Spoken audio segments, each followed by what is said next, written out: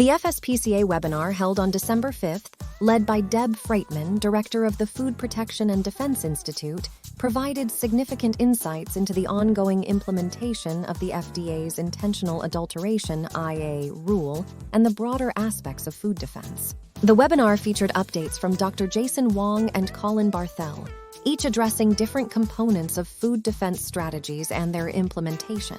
Here's a more detailed summary of the key points, along with additional contextual information. FSPCA updates by Dr. Wong. FSPCA News. Dr. Wong discussed the recent activities of the FSPCA, including the publication of their quarterly newsletter, which details the organization's latest developments, initiatives, and training programs. Educational resources. The FSPCA has developed supplementary slides for FDA facilitators, focusing on traceability and preventive controls for human food, which are crucial for industry compliance. These resources underwent an FDA review, ensuring their relevance and accuracy. FDA IA Rule Implementation Updates by Colin Barthell.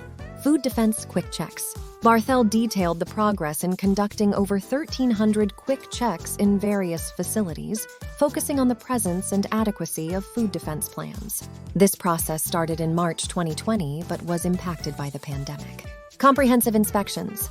The FDA plans to initiate more in-depth inspections from summer 2024, focusing on the thorough assessment of food defense plans.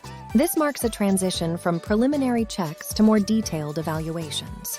Formation of specialized teams. A dedicated food defense inspection team is being formed, consisting of trained compliance safety officers, CSOs. This team will undergo specialized training to conduct these comprehensive inspections effectively. Information security emphasis. A key focus in these efforts is the protection of sensitive food defense data. The FDA is developing strategies to ensure the security and proper handling of this information, including segregation from other food safety data. Prioritizing facilities for inspection. Barthell discussed the development of a prioritization matrix to determine which facilities require inspections, taking into account various risk factors and the potential impact on public health. Additional contextual insights. Regulatory and compliance challenges. The implementation of the IA rule highlights the evolving nature of food defense regulations, emphasizing the need for industry adaptability and proactive measures against intentional adulteration. Global implications. The scope of the FDA's food defense responsibilities extends beyond domestic facilities, encompassing international aspects and highlighting the global significance of these measures. Collaborative approach.